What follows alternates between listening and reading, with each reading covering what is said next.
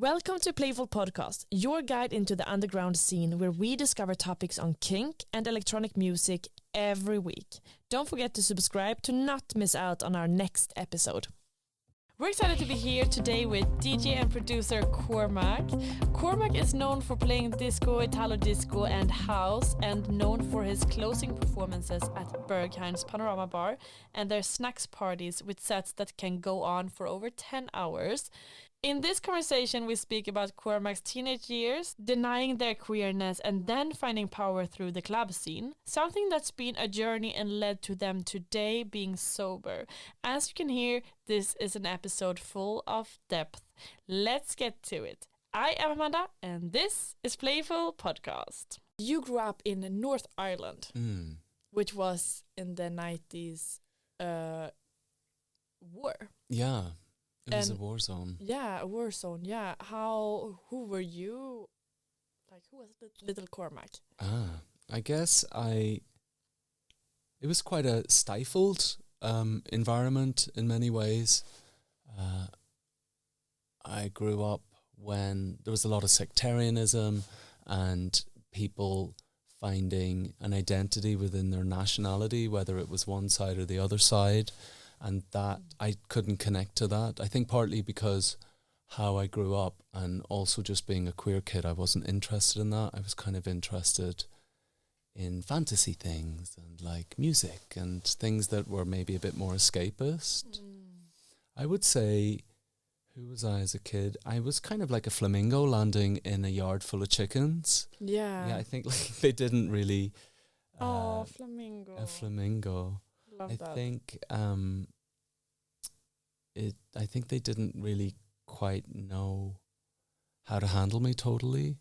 As a queer kid, I was quite effeminate. Other kids spot that very early.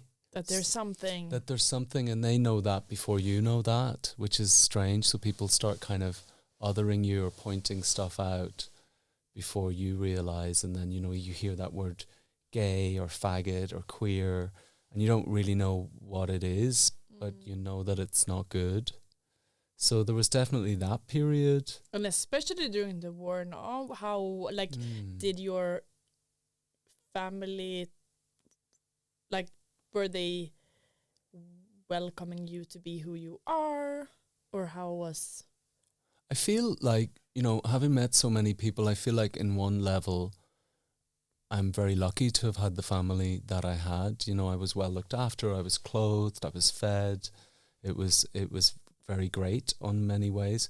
Religion was difficult because my parents were quite religious, so being gay wasn't really an option.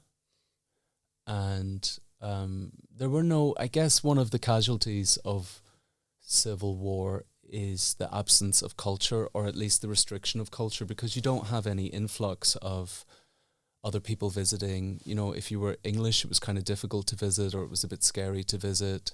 Lots of people would go to visit Southern Ireland, but they wouldn't come to Northern Ireland. So you have this stifled environment with not very much getting in. So there weren't really any great examples of gay men. Certainly not. Yeah, certainly not. Was culture coming in? Or was it, as it was war, was it like, you know, selected culture that got in? I think just no one wanted to come because it was kind of life-threatening. You know, people were getting blown up at times and shot. And because a lot of the debate or the war was about England versus Ireland, if you like, so English people would be very careful about coming because the other side might blow them up, and it was kind of vice versa. It also happened that Irish people going to London, for example, before my time, but kind of 70s, 80s, you know, they were also under suspicion a lot. But like the films that were, like, you know, was it limited? No. We had UK TV, so we had the same TV. But you know, at that time in the 80s and 90s, if you were gay and on TV, it was usually as the comedy act.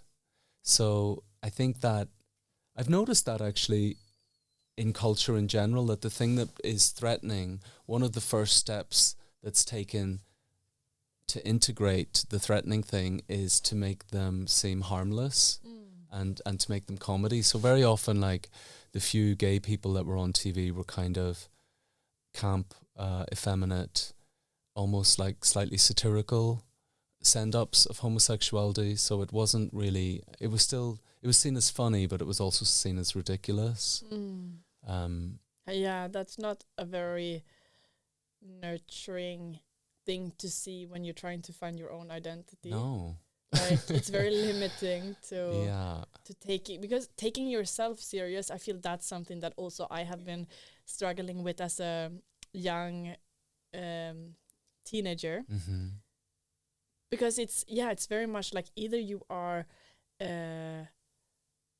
the person who's like you have your thoughts organized and you are like fit into the person who's like sitting on the first row in the classroom, blah, blah, blah, or you're a little bit like blah all over, and then it's like, there's not so many spectras.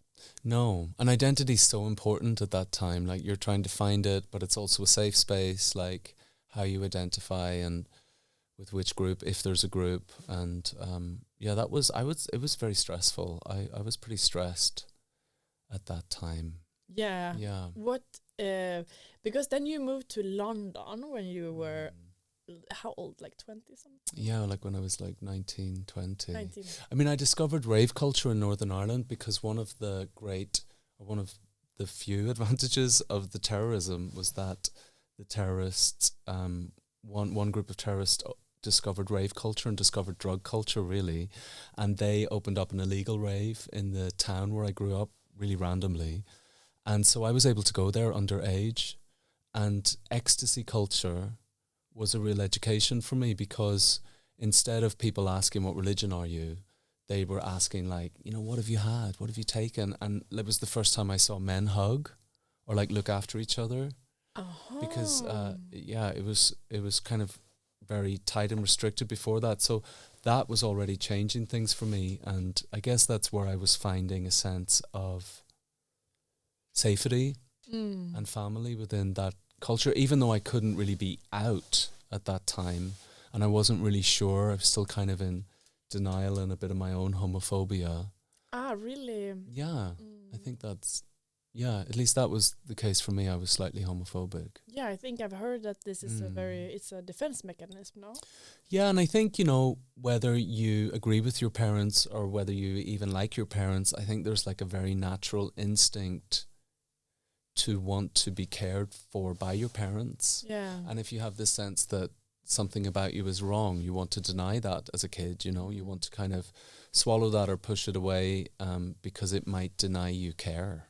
And I think I can rationalize that now, but I think that's probably how it was. But then, once I started to rave and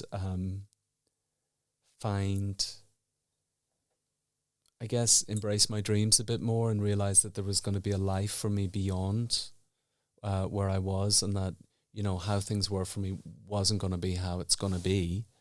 When did you realize? I guess when I started to go to raves and I realized that there was this world of music primarily and community and people hugging and love and fashion and, it felt very kind of cosmopolitan, if you like. And I realized, like, okay, this isn't my time. This time that I've been in an all-boys school in a small town, like, this is not how it's going to be for me. That's just something I'm going to leave behind. And then that really helped because I started to look forward. Because was it then you moved to London and there were so many, the whole club culture was different, I guess? Or yeah.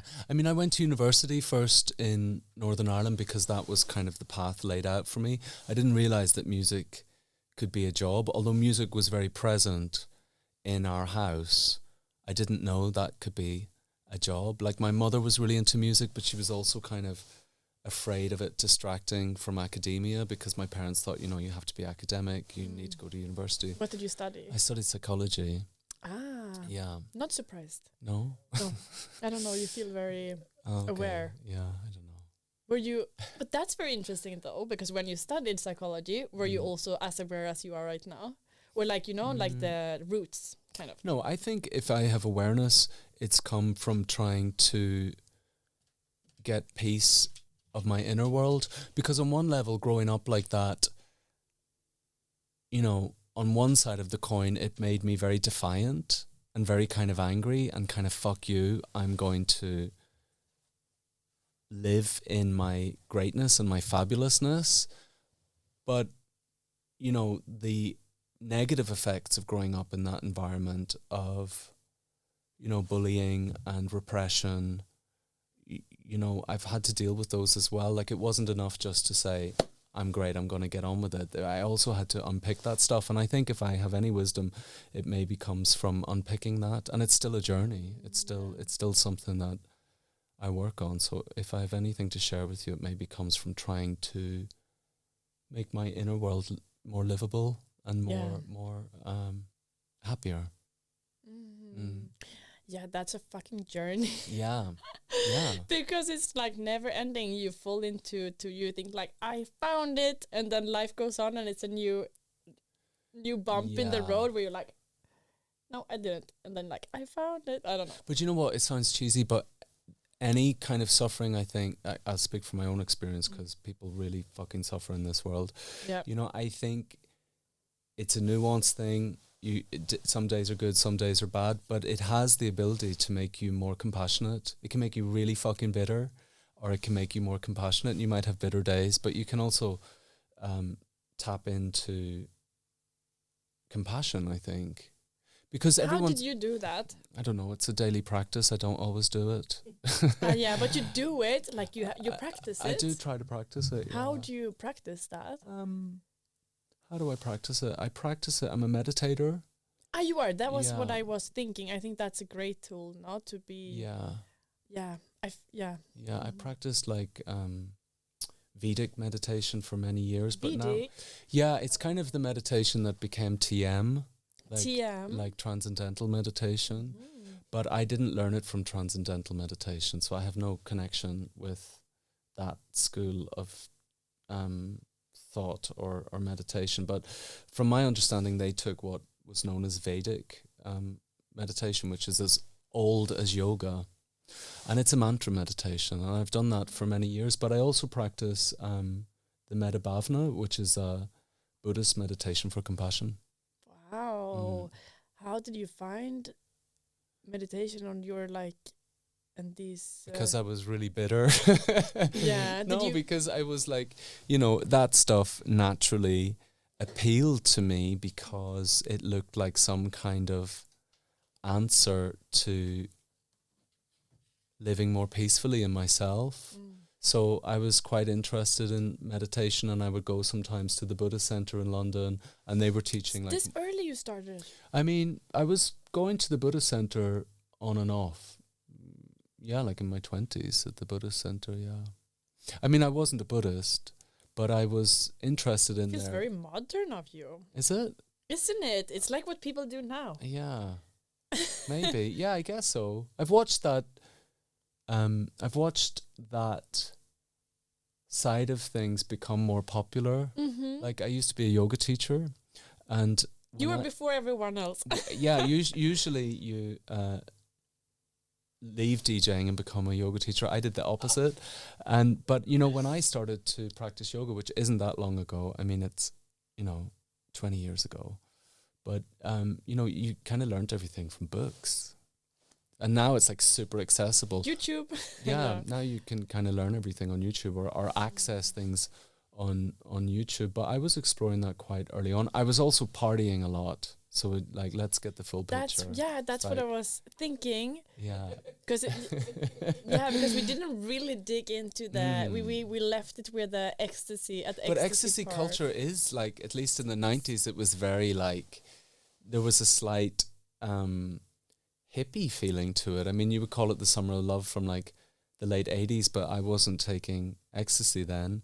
But certainly there was a slightly hippie thing in the feeling of it. And there was certainly an idea that the future was going to be great. Yeah. In the 90s. And then you It were was fun. also like opening up as a queer person at the same time. Yeah, You were which was kind of fun. getting in touch with your essence. Or Yeah. what do you say? And getting to explore that and finding out who I was in the face of that. I mean, it's a common story, but when I went to London and I started to really meet a queer community, I was a bit shocked and a bit disappointed because in many times it, you know, what was offered to me didn't fit me either. So like I wasn't like, you know, a really muscly fit gym guy, and I wasn't like, I don't know, there was a lot of things about gay culture that just didn't fit me, and I ended up in a slightly more kind of punky. I just have to say, yeah. because on our way here, we Yeah. were like, I bet Cormac doesn't have any problem getting laid. Really? Yeah. Okay. Just feels like you are like chef's kiss Oh, really? for the Oh, really? Okay, Yeah. thanks. Thank you. You're welcome. I mean, yeah, I don't know what to say to that. It's quite flattering. Thank you. Yeah, I mean, but there I kind of fitted in more with the, you know, I was going to squat parties and I was going to more techno things, and there was a crossover certainly between techno, hard house culture in the late 90s in London and kind of more fetishy fuck parties and things. So I was really exploring a lot of that when I went to London. Fun. Yeah, it was How fun. You would did go to you- clubs and, you know, these like big skinheads, and I didn't know if they wanted to like kill me or fuck me. I figured it out. Yeah. Yeah. Perfect. But, you know, there was a crossover. I mean, I see that crossover now happening again. You see it in many of the clubs I DJ in. There's definitely a crossover between fetish culture and fetish aesthetics and techno.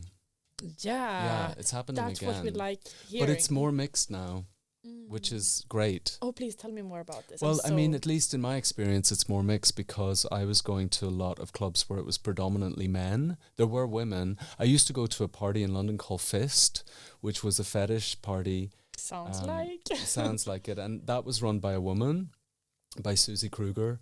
And she kind of dates back to the Hellfire Club in New York. So she comes from like a legacy of kind of hardcore S&M fetish, and she was running a party in London, but it was still mostly men. And I mean, that's quite an eye-opening experience. And because I had left so much behind and I was trying to explore things, that was kind of my education and when I first got to London. And all of that was engulfed in music because it was all within clubs, and I was getting to listen to great music while exploring all of that.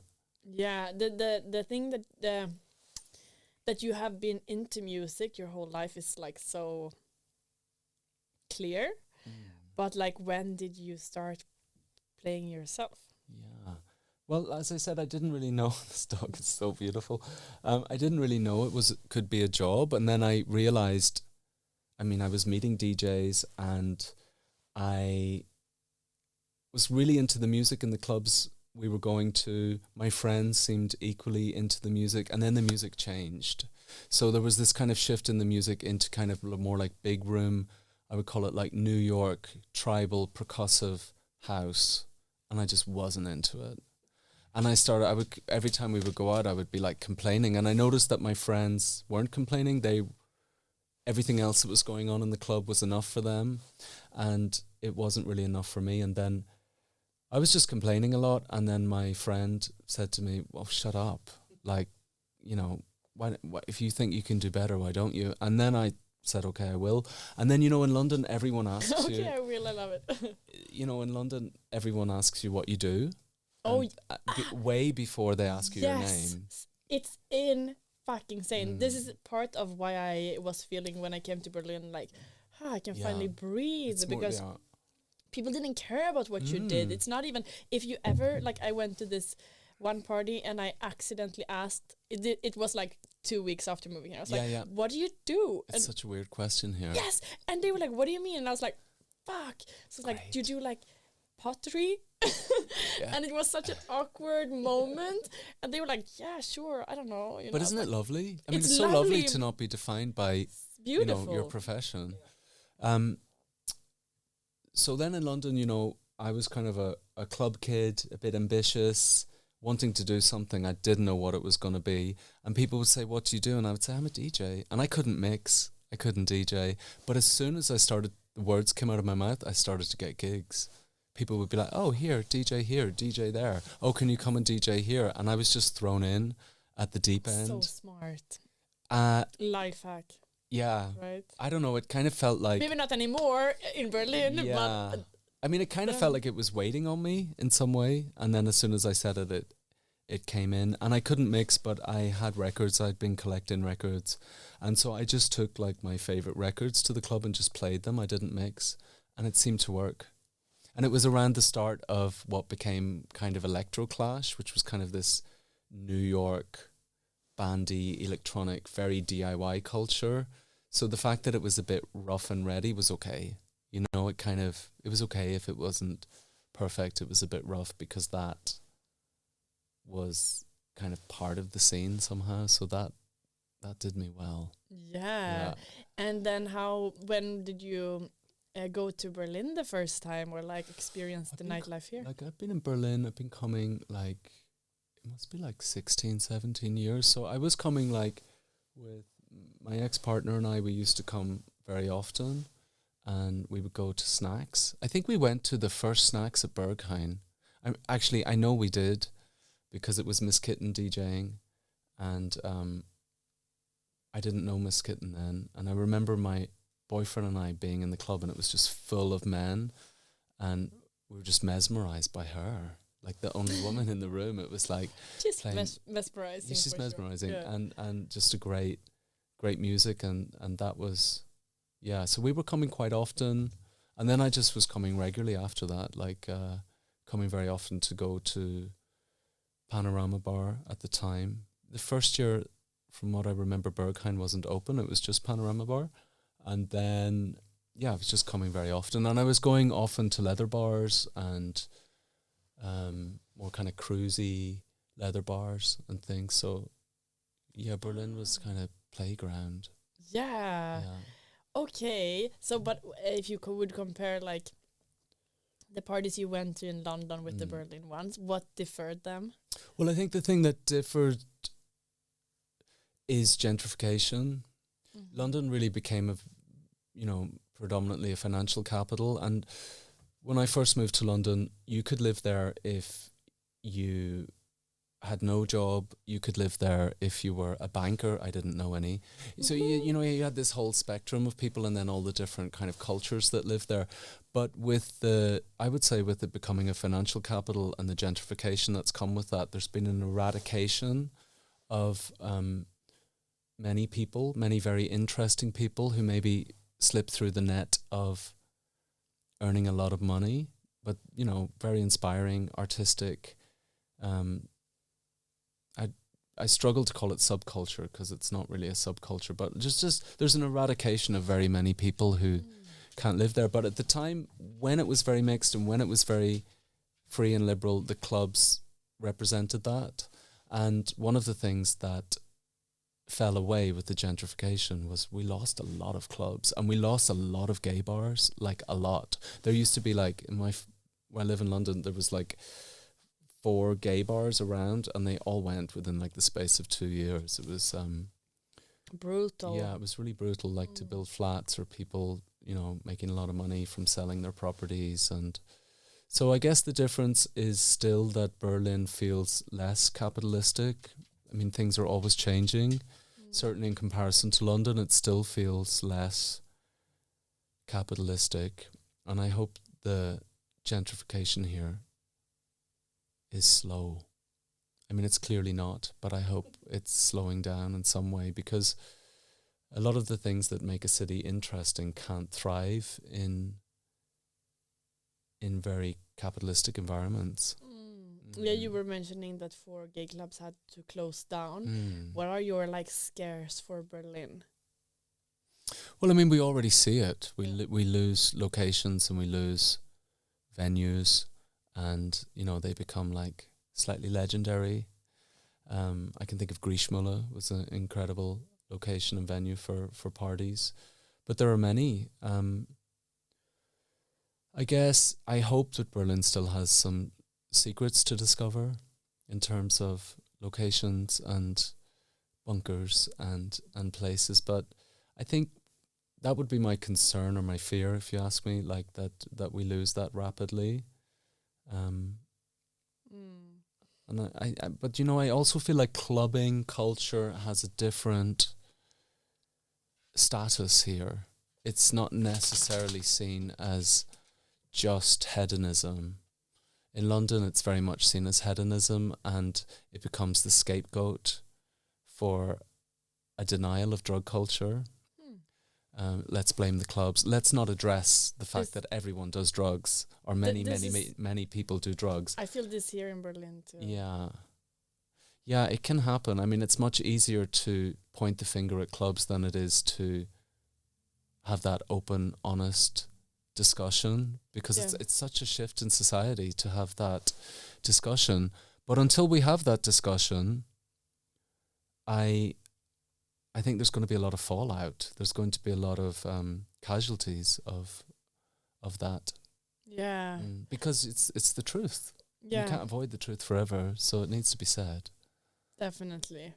Well, you have been mentioning that you've been partying a lot, and that's like it's not only been your work, but also like you've been really like on all levels of it. It feels like you've been experiencing it, like eating it full up. And today you're sober. Yeah, well, I'm having a mate, but yeah, I'm sober. Yeah. What happened?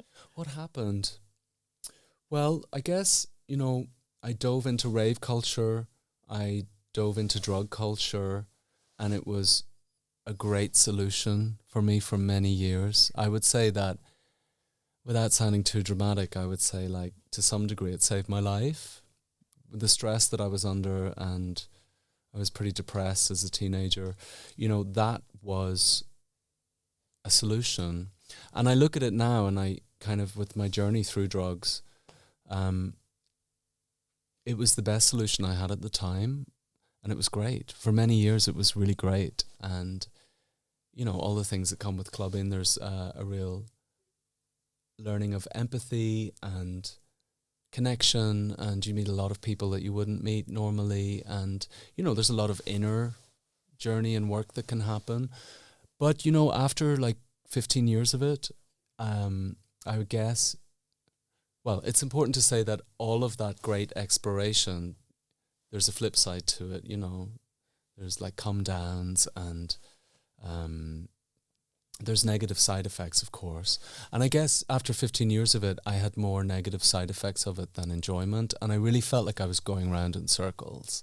So I felt like whatever it was that I had to learn from drug culture, I had learned it.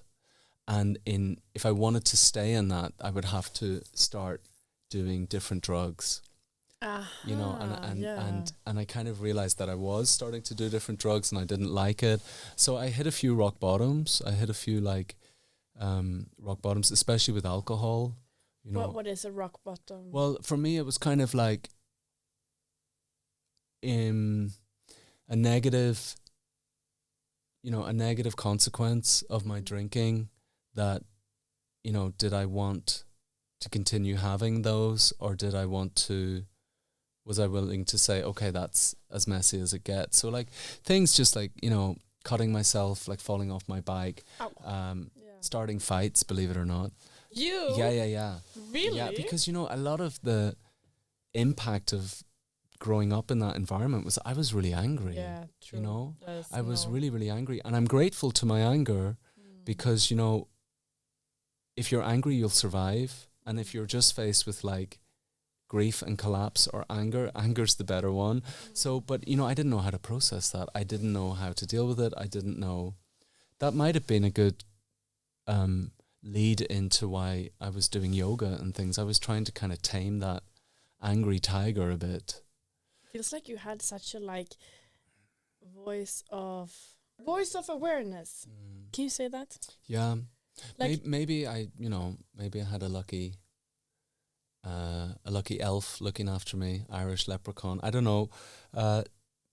Maybe it sounds a bit wiser in retrospect. Things make sense when you look back at them. But at the time, I was just kind of muddying my way through things. I would get messy drunk towards the end, and I was a liability for people. It was heavy for my friends, and I remember phoning a good friend of mine and saying, and I really thought he was going to say, "Don't be ridiculous, you're overreacting." And I said, I think I'm going to stop drinking, and I think I'm going to have to get some help.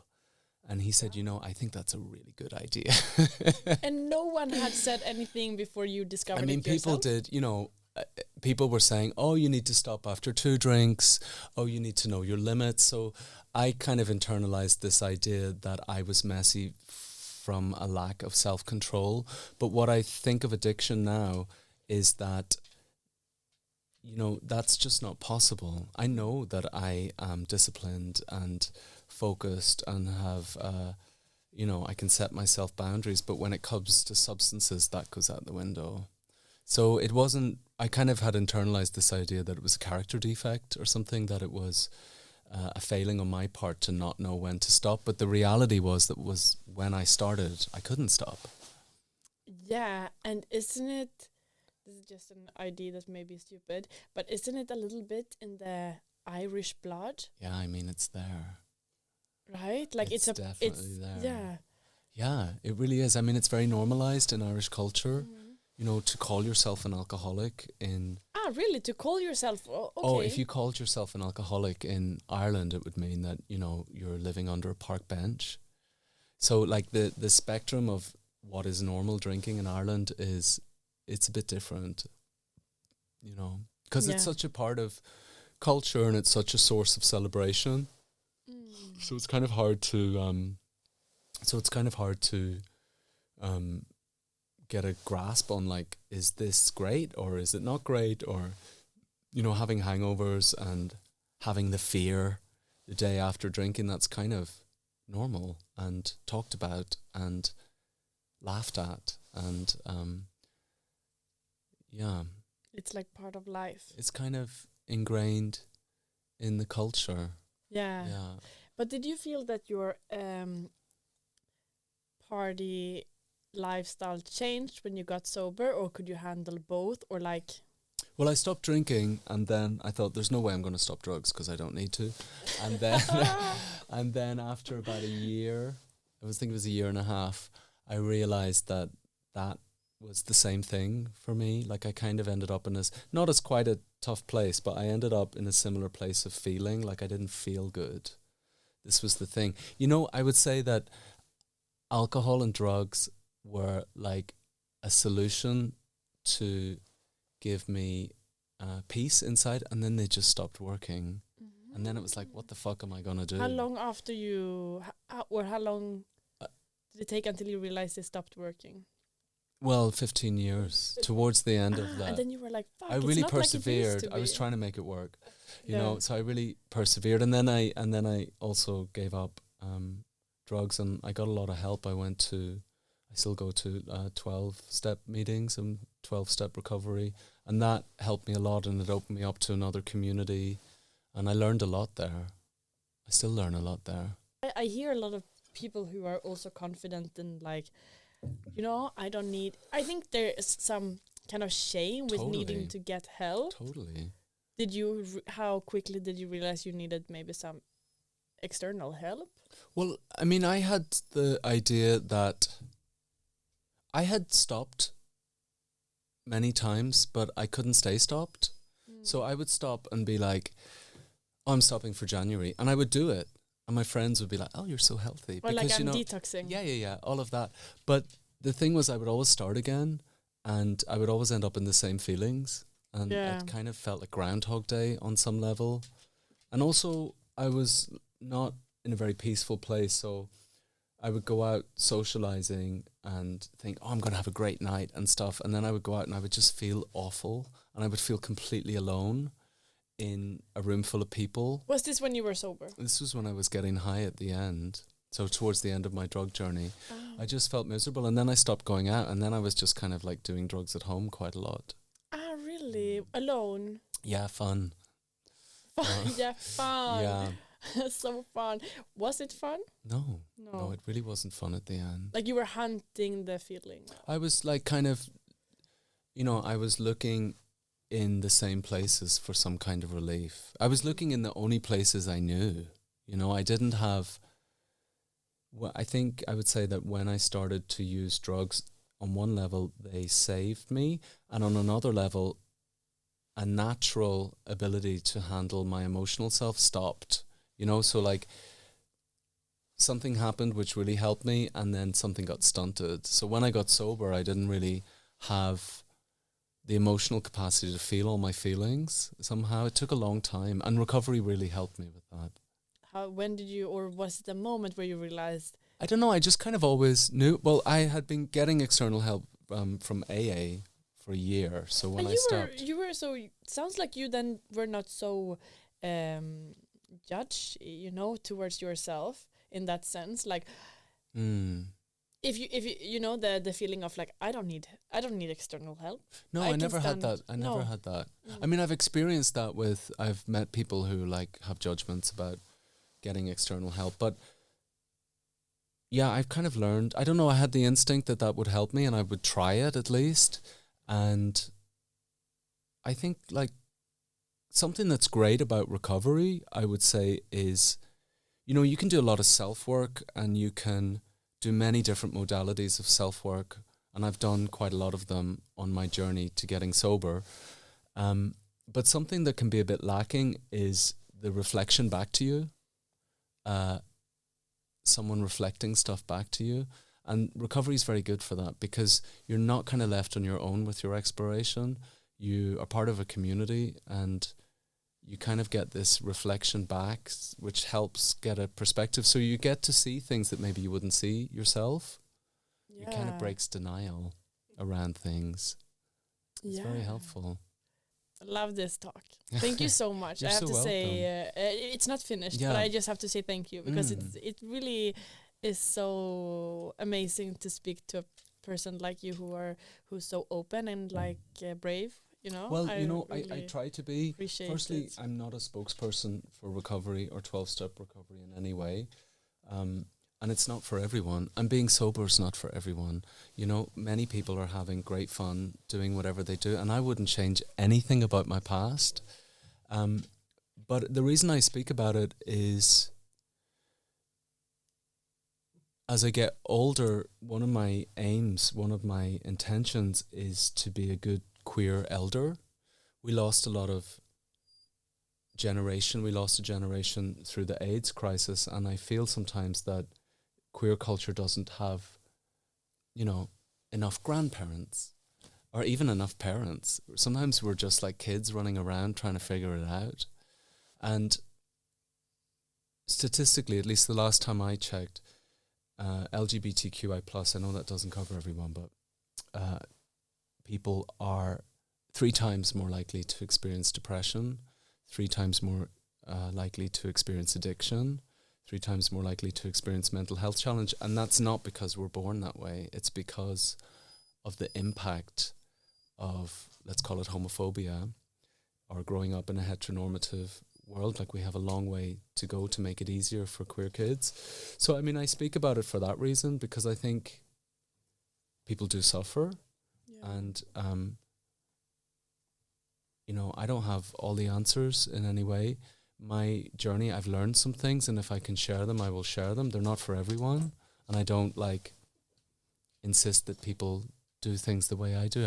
Everyone has to figure these things out for themselves. But if I can speak about it, then I will talk a little bit about it, because I feel like maybe it's not discussed enough in our culture. Very often we come together in clubs and queer spaces, which, I love and I still love.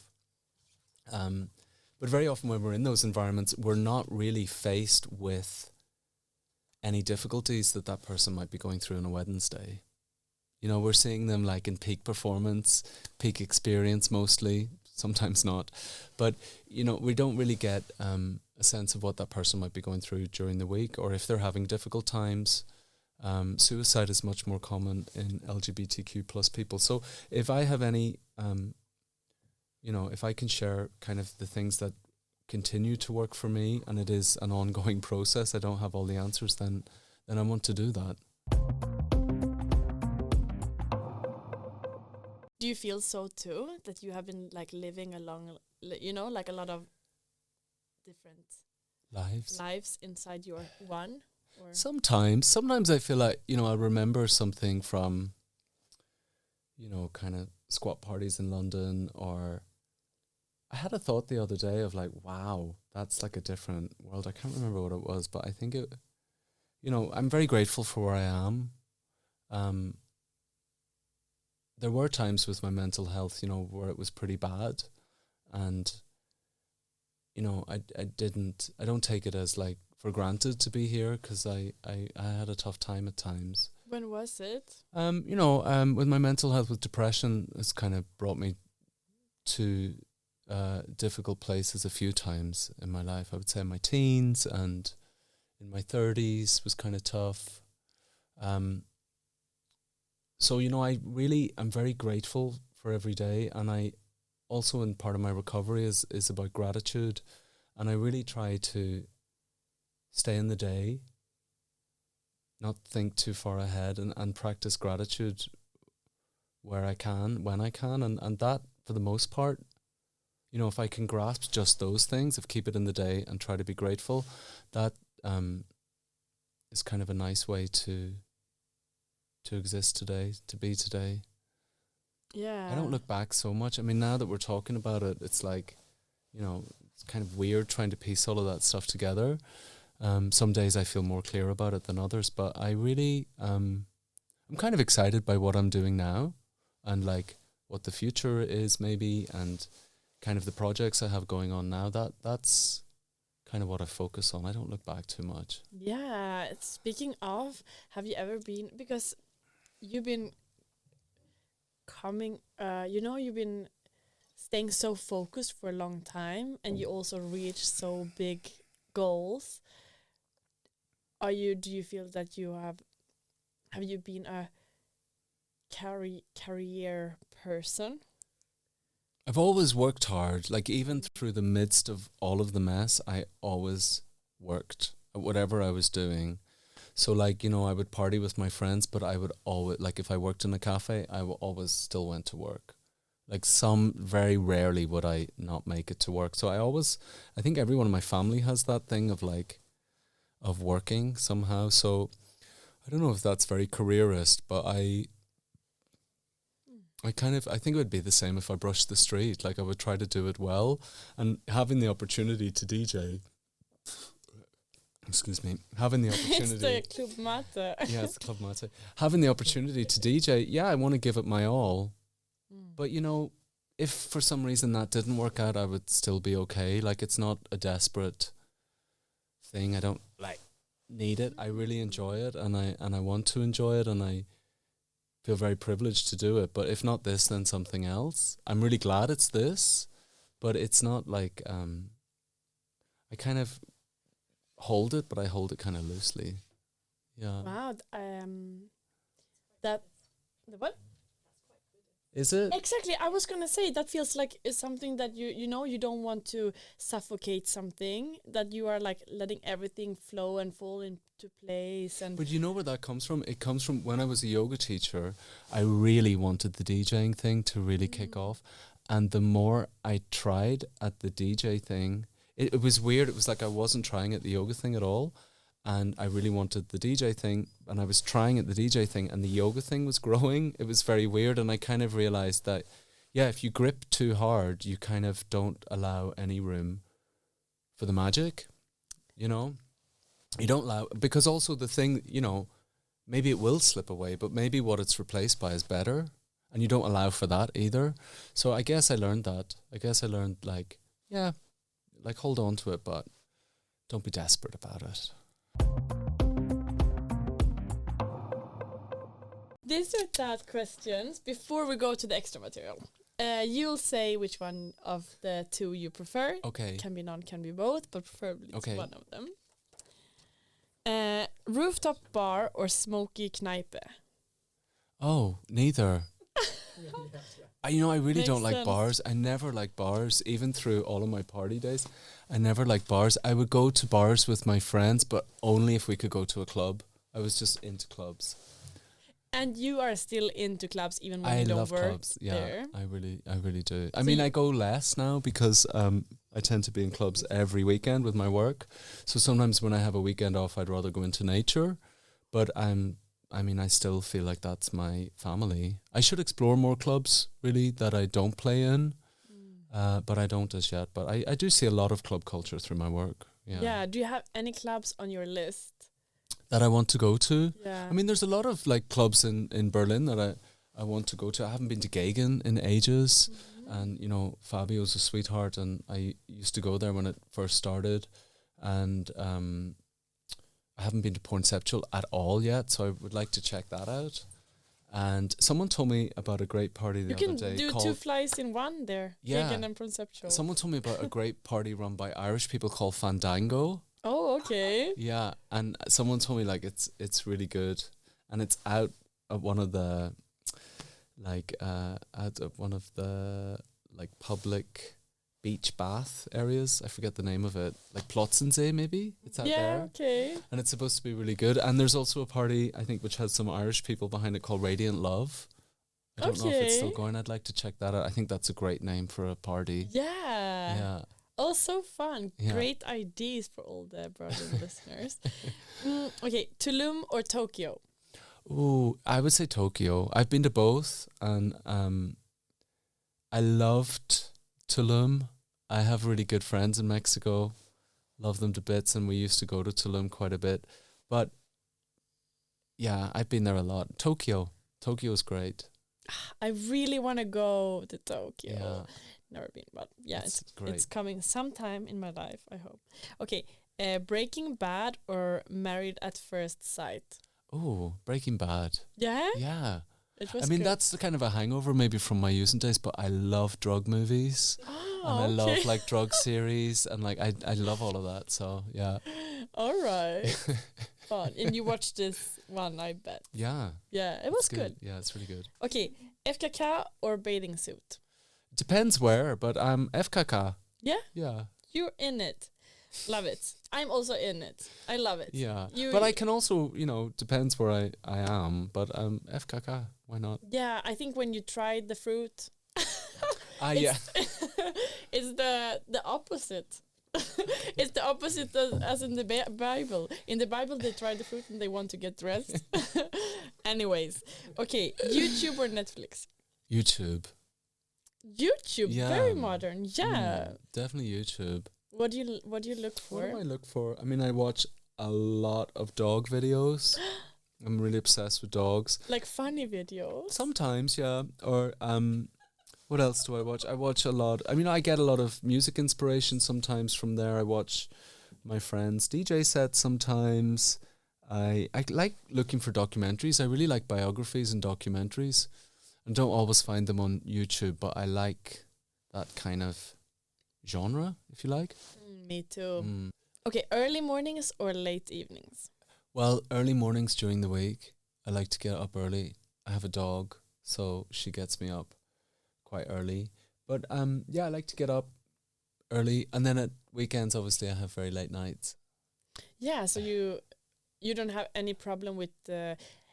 Okay, this is like my kind of idea of if you can adjust to late evenings and early mornings, you don't have jet lag when you travel. I'm really lucky because I think I've been doing it so long that I can kind of sleep on demand. So like if I have 2 hours, I can sleep for 2 hours. I don't wake up like Amazing. jumping out of bed, but I do wake up and yeah, I kind of used to it, or I can sleep on airplanes. I'm very lucky. Yeah, I can sleep when needed. makes it easier. Definitely. It really does. And I think being sober in my job would be so much more difficult if I couldn't get my sleep in. Oh yeah. Yeah. Definitely. Yeah. Psychology or spirituality? Ugh. Oh. I don't really like the word spirituality. I kind of feel like it's a bit tainted somehow. I understand what you mean. It's a bit like. But what's another word for it though? I would say maybe like hippie shit. But you know, like maybe like yeah, I'm not sure. What's another word for it? For spirituality. Maybe like it's kind of like life hacks in a way, like kind of your inner world of like well, it's kind of like no, it's not better. It's not better. No, but but more so. I had a really good word for it on Queerly Beloved, and I can't remember what it was, Melissa. No, if you want to know someone's spirituality, I would say, you know, hang out with them and see how they treat you and how they treat other people, rather than, you know, someone can say they're spiritual. I mean, religious people have say, you know, people kind of buy into this idea, if you do this, then you're a good person. You can say you're spiritual, but lots of spiritual people treat people like shit as well. Like really? That's well, and not especially, but not any less than people who might say they're not spiritual. Yeah. I think like if you want to know someone's spirituality, like, you know, figure out, like, see how they treat you and see how they treat other people rather than what they say. I go on. Keep going. Tinder or meeting at a bar? Well, I don't I really cannot say bar. Yeah. Fuck, meeting at the club. Definitely meeting at the club. I mean, yeah, definitely meeting in person. Oopla. I'd rather like talk to people in reality. I've used both though. Tinder I've also used. I mean, it's good for, you know, getting a first date, and then you can kind of see what the vibe's like. But definitely in person. Everyone we know these days has got a good picture. It's like you can always manage a good picture online, but you cannot manage a good personality. Or just like there's things that you know are attractive, like how someone walks or what they smell like, and all of those things. You don't get any of that with totally. Yeah, there can be some, and this is something like learning by doing. Like if you haven't been on the market for a long time or haven't been dating, then it's like you don't really know what can be like your off-putting. You know, it doesn't have to be a weird smell for it to not feel 100% good, or like, you know, it can just be like there was something and I don't know what, and you have to like discover it. Yeah, I think it's a bit like, smell is a bit like a first kiss. Yeah. It's kind of nature's way of telling you yes or no. Yeah. Go down this road or don't. Yeah. I guess, yeah. Like if someone it's doesn't really smell interesting good, with smell, like, because people think they can hide it with the perfume, and no. You cannot. No. Like the smell, the perfume sits differently on all humans. Yeah. And we all like different smells, right? Yeah, I have a friend who doesn't wear any deodorant. And that's always like quite provocative in a club space, because some people are like, and other people love it. Oh, I don't love it. You don't love it? No. But if you liked his pheromones, you might love it. It's true. But sometimes at clubs, I can be like, shit, I have to move now because this person is like, wow. Smelling. Yeah. And that's like, but well. Yeah. I mean, it's what how nature, you know, kind of. They don't have to wear deodorant, obviously. They can, but I don't know. Yeah. I think also like old sweat is definitely a lot more off-putting than if you are showered and like fresh and then you are new sweaty. New sweaty is fine. Is not good. But it depends on how long your friend stays at the club. What the fuck is this word? I'm so sorry. It's okay. You're not giving up. We're going to be so disappointed when you find it. But now I know. Tell me, but yeah. I have a last one. Yes. And this one is really interesting because it's also related to we kind of like touch base on the childhood here. Okay. Religion or atheism? Oh, that's tough, isn't it? Mm. Somewhere in the middle, I guess. Because, you know, religion didn't really embrace me and actually rejected me, let's say. But there are things about growing up somehow. There's some things that I think I got from, because I'm a recovering Catholic, no disrespect to any Catholics, but there are some things there that I think were good. Like maybe I got my discipline from there, and I got the idea of like, I don't know, like working for things and like, you know, putting things off and kind of earning them. I think I probably got that from Catholicism. And you don't think that affected you in any negative way? I think there were lots of negatives. Yeah, but I mean, like also the kind of like, because the whole society is also built in some way on like you should earn your happiness, you know. Yeah. Earn a vacation, you should earn. And That but can be quite toxic.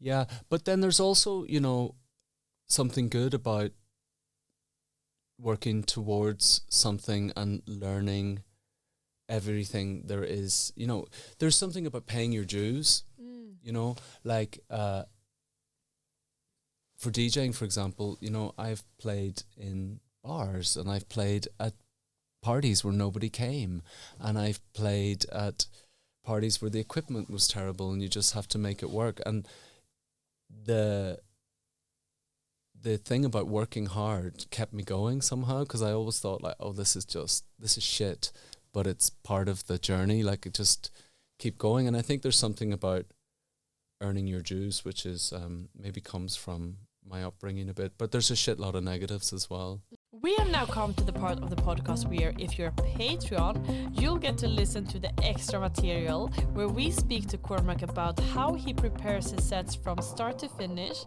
We also speak about inspiration and where he finds it, as well as him giving his best tips on record stores in Berlin. Go to patreon.com/playfulmagazine. This was it for Playful Podcast this week, but please follow, subscribe, and listen to our next episode. And if you want to have a say about future artists, or even ask your own question to one of our guests, follow us on Instagram and make sure to add your question when we lift our coming guests. Thank you so much for joining, and see you next week.